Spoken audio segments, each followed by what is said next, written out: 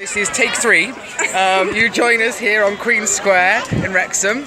And what's your name? Where'd you come from? I'm Natalie, I'm Flying Start Family Support Worker. Okay, and what activity is it that you're running here today? Today I am doing reverse engineering. It's been really popular. They've shredded all the computers apart completely. Sorry. And trying to put them back together again. So yeah. And it's strange, a lot of these kids won't recognise those computers, will they? They won't, no, not at all. They are big desktop computers. Yeah. They're used to more like this tablet that I'm holding. Oh yeah, definitely. So the question of the day has been, why is play day important? I would say play day is important because children need to, or it gives children the opportunity to go out and just learn, have those experiences, to do what they want to do. I mean, for instance, where else would they get the opportunity to pull computers apart here?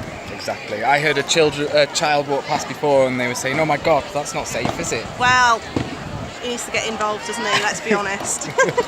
And is this your first play day? It is my fourth play day. Fourth play day. I read earlier that this is the 30th year of play day. Wow. Which I find incredible. That is, yeah. Long may it continue. So definitely. Enjoy the rest of your play day. And you. Cheers.